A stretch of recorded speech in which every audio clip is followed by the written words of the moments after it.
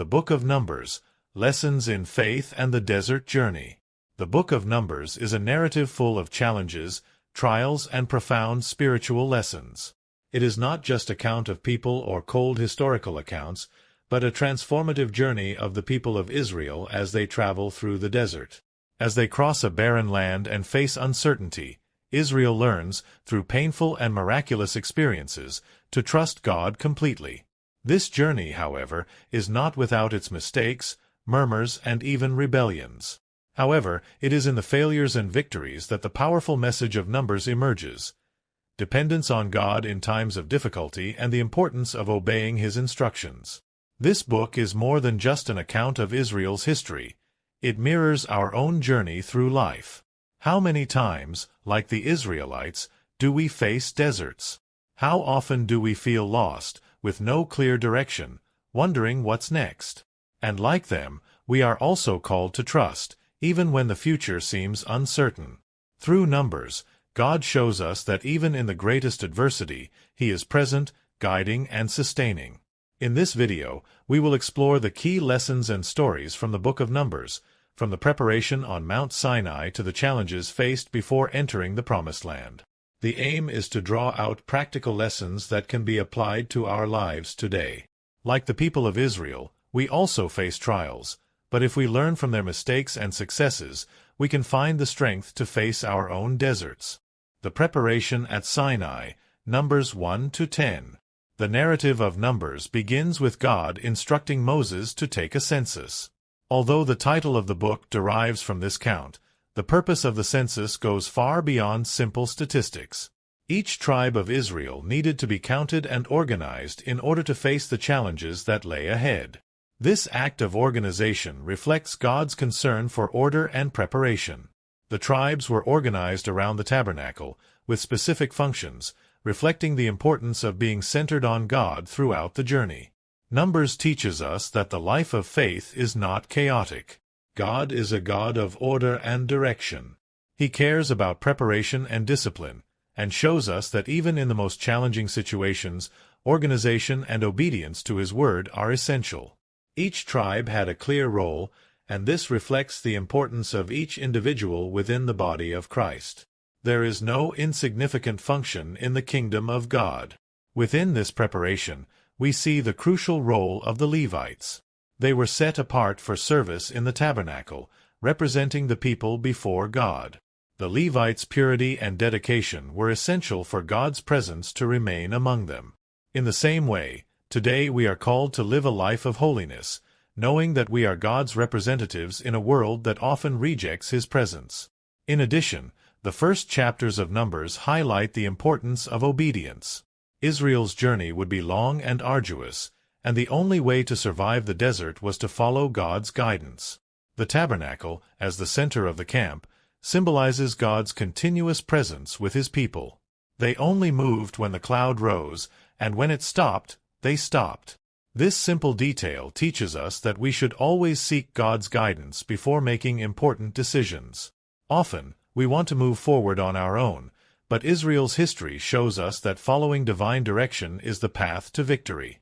However, it wasn't just physical preparation that took place. God also established laws and instructions about purity and moral behavior, reinforcing the idea that the journey was not only external, but also internal. The people needed to be spiritually prepared to enter the Promised Land. They were taught to purify themselves, to treat each other with respect, and to honor God's presence among them. The first 10 chapters of Numbers are a powerful reminder that preparation is crucial for any journey. Without a solid foundation, a God-centered life and clear organization, it's easy to lose focus and stray from the path. Like the Israelites, we also face challenges that require planning, faith, and obedience. And just like them, if we are properly prepared, we will be ready to face any desert that comes our way. The first complaints and challenges, Numbers 11-12. The journey in the desert was not going to be easy, and the first signs of discontent began to appear early on. In chapter 11, we see the people complaining about the manna, the bread that God miraculously provided every day.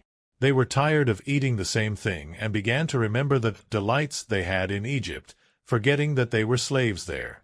This desire to return to the familiar, even if it meant returning to slavery, is a powerful metaphor for our own spiritual life. We often prefer the comfort of what is familiar, even when it binds and limits us. God calls us to trust Him and move forward, but, like the Israelites, we can find ourselves longing for the past, forgetting God's greater purpose. The people's complaint had serious consequences. God, in His patience, granted their request and sent quails, but He also sent a plague as a result of their ingratitude. Here, we learn that complaining about God's provision is not just an expression of discontent, but a lack of trust in God's plan. Chapter 12 presents us with another challenge, this time coming from Moses' own family. His brothers Miriam and Aaron questioned Moses' authority, insinuating that they too had a right to leadership. This episode reveals the danger of envy and rebellion within one's own community of faith. God, however, intervened quickly, defending Moses and making it clear that he was the one chosen to lead the people. Miriam's leprosy was a visible sign of divine punishment, but also of God's mercy, which, after her repentance, healed her. This event teaches us that, even in the midst of leadership, internal challenges can arise. We must always seek humility and unity, avoiding the temptation to want to take the place that God has assigned to another. The Rebellion and the Spies Report, Numbers 13-14. Chapters 13 and 14 of the Book of Numbers mark a crucial point in Israel's journey.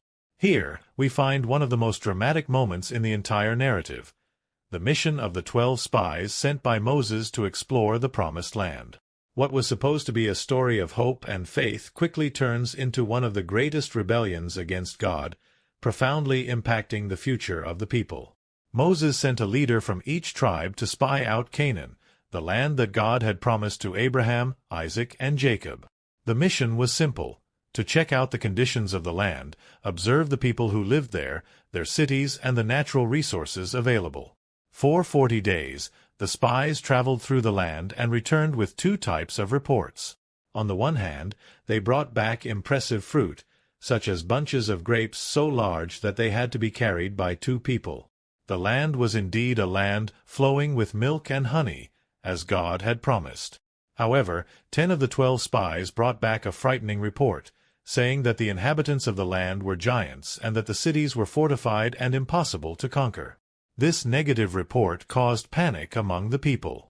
They began to murmur and question whether it would be better to return to Egypt than to die trying to conquer the Promised Land. Unbelief took hold of the congregation, and they rebelled against Moses and Aaron. Despite the warnings of Joshua and Caleb, the 2 spies who trusted in God's promise and encouraged the people to move forward, the crowd was determined to give up. This episode reveals one of the central themes of the Book of Numbers, the battle between faith and fear. The people of Israel had witnessed powerful miracles from God, including deliverance from Egypt, the opening of the Red Sea, and provision in the desert. However, when faced with a seemingly impossible challenge, they chose fear over faith. This teaches us that, in the Christian walk, it is not always easy to trust God when circumstances are challenging. However, true faith is manifested when we decide to believe in God's promises, even when reality seems to contradict them. God's response to the rebellion was severe. He declared that, because of their lack of faith, that generation of Israelites would not enter the Promised Land. Instead, they would wander in the desert for 40 years, until the whole generation perished, except for Joshua and Caleb, who remained faithful. This punishment was a solemn reminder that disobedience and unbelief have consequences. Even when God calls us to something difficult, He expects us to trust in His promises.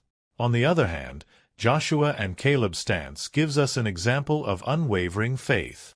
They saw the same giants and fortified cities as the other spies, but they chose to focus on God's faithfulness rather than the difficulty of the circumstances.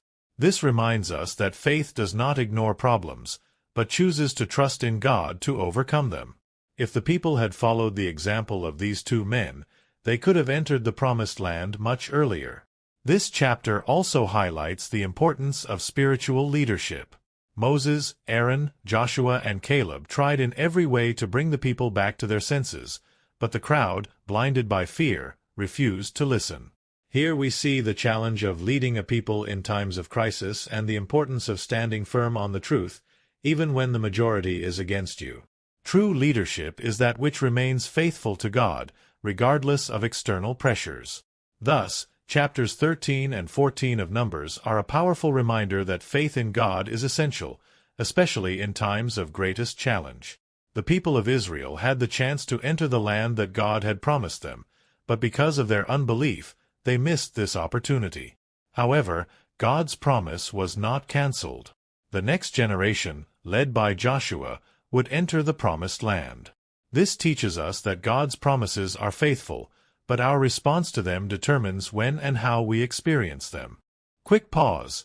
If you're finding this discussion valuable, you'll love our ebook, Faith and Finances, The Biblical Guide to Wealth. It dives deeper into the principles of faith and finance directly from the Bible, offering practical insights to help you thrive spiritually and financially. Grab your copy today by clicking the link in the description or in the first pinned comment, and start transforming your financial journey with biblical wisdom. Rebellion and Punishment, Numbers 15 to 19. After the rebellion of the spies, the people of Israel face a series of trials and challenges that continue to test their faith and loyalty to God. Chapters 15 to 19 highlight more incidents of disobedience, but also provide detailed instructions on law and purity.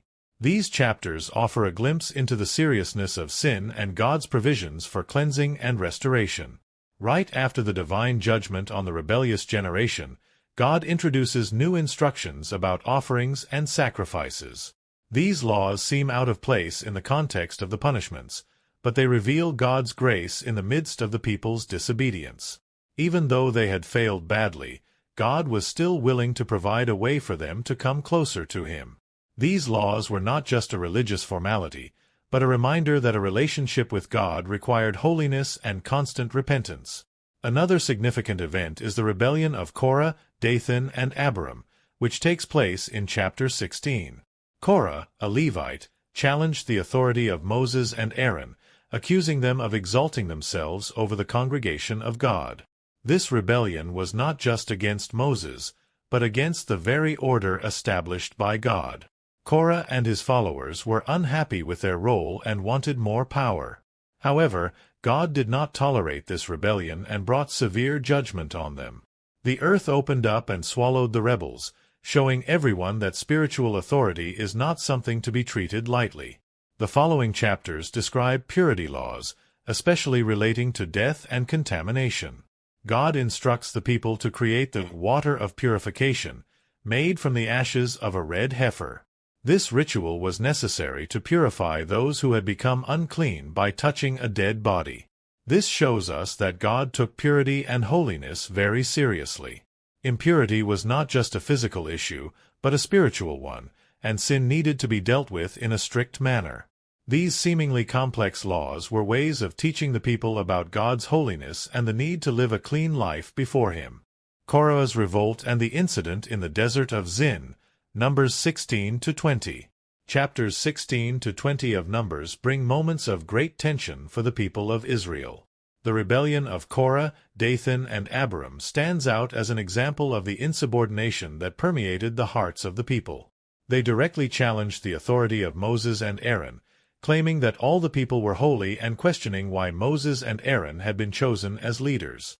This insubordination was, in reality, an affront to God's choice and an expression of deep discontent, which resulted in a severe response from God.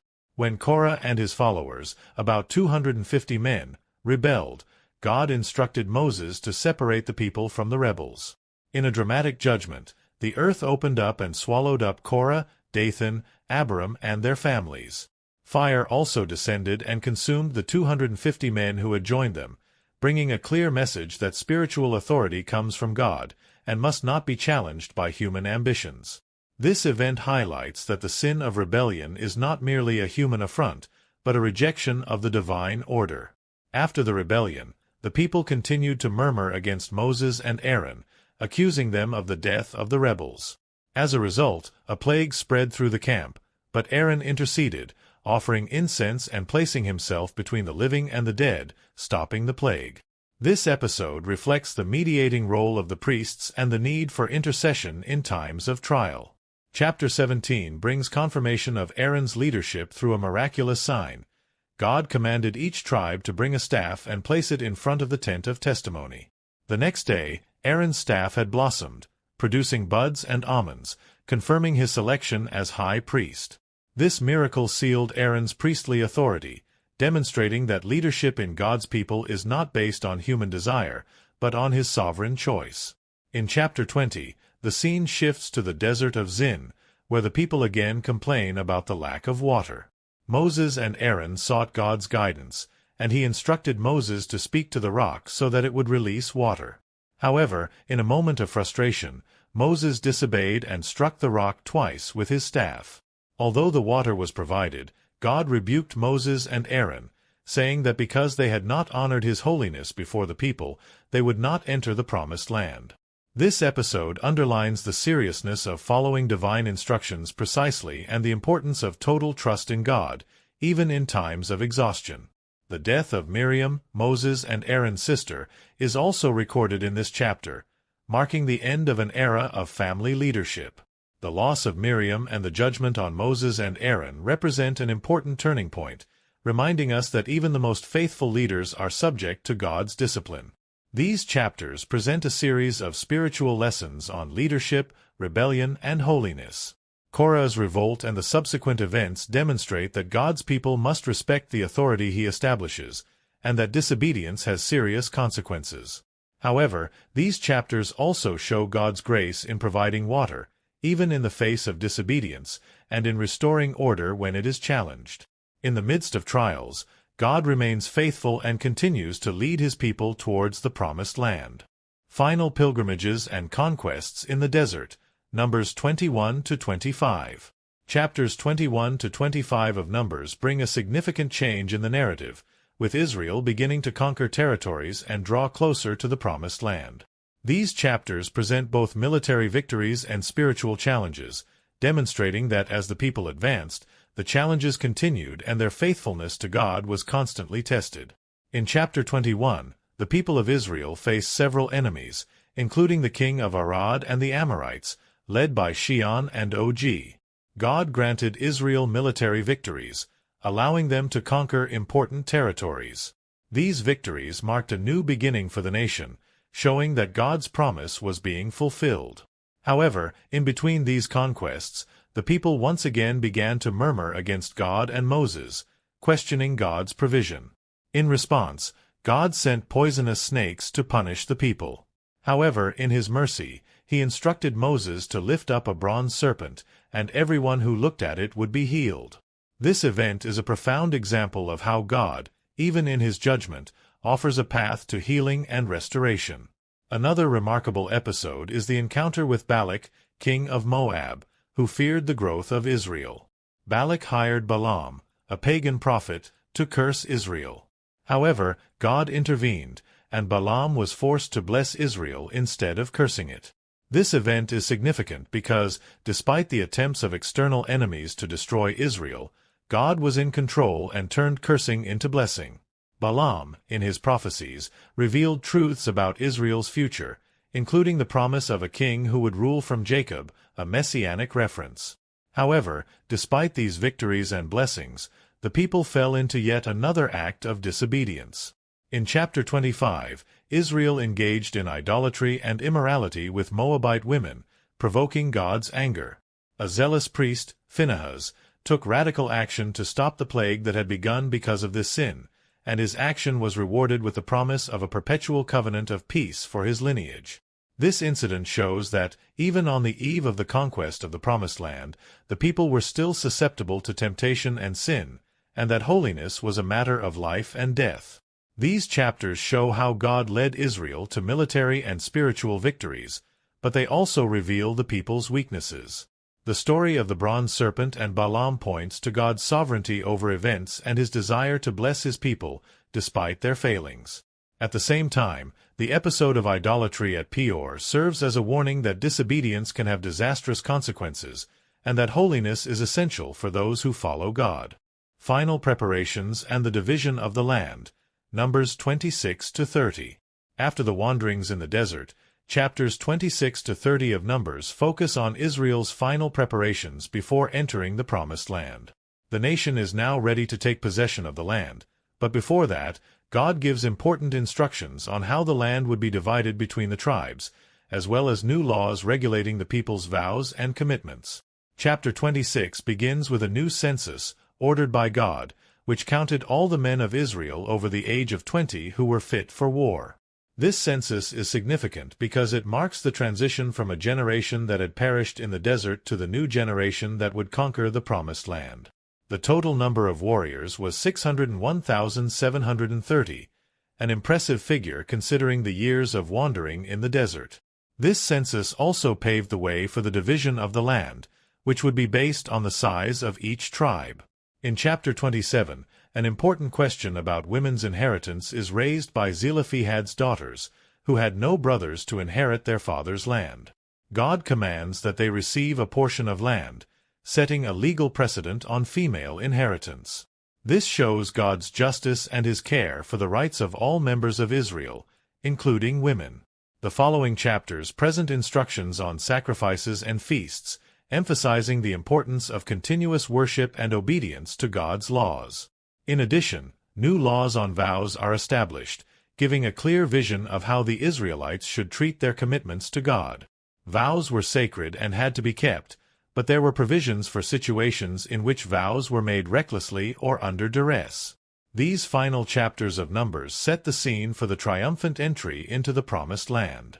God was organizing his people, ensuring that each tribe received its portion, and establishing rules for life in the land.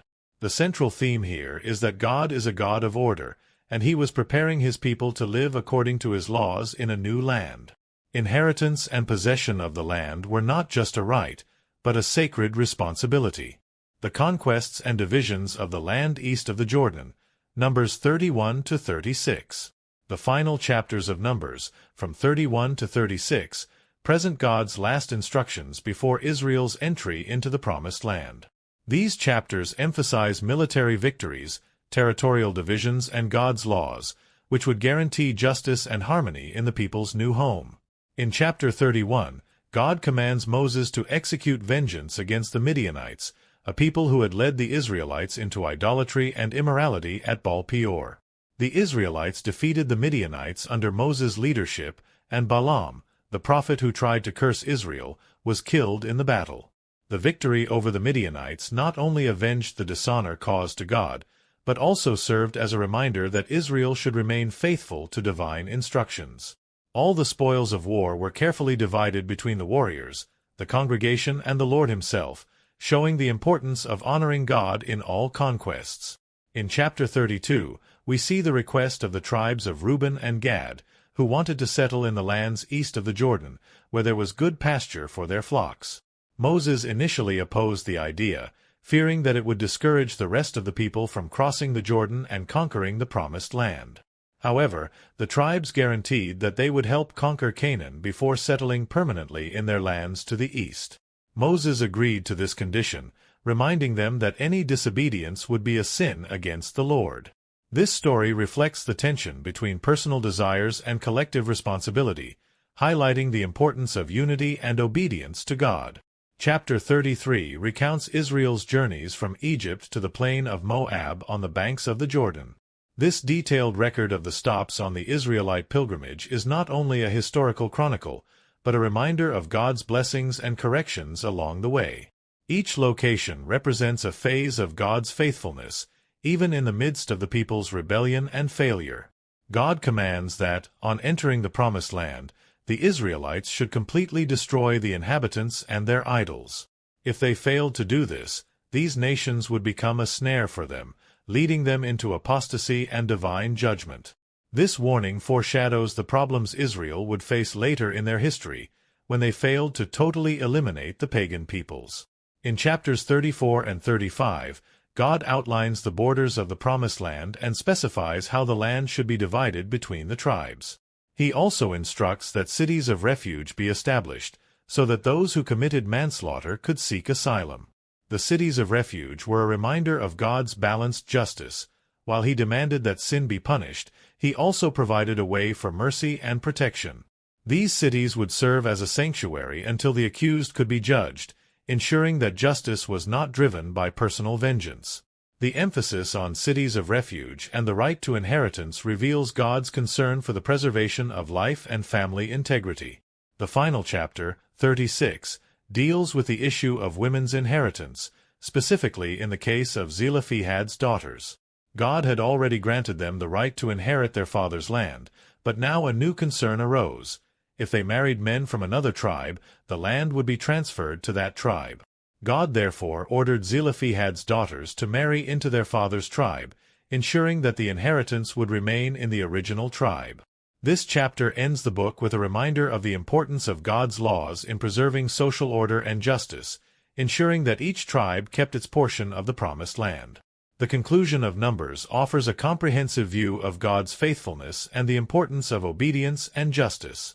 The people were finally on the verge of entering the promised land, but the narrative reminds us that Israel's success would depend on their ability to follow God's laws and keep their covenant with Him.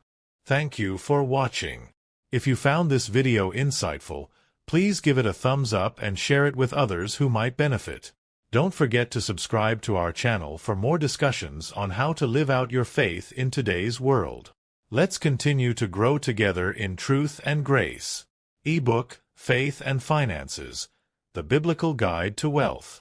It dives deeper into the principles of faith and finance directly from the Bible, offering practical insights to help you thrive spiritually and financially. Grab your copy today by clicking the link in the description or in the first pinned comment, and start transforming your financial journey with biblical wisdom.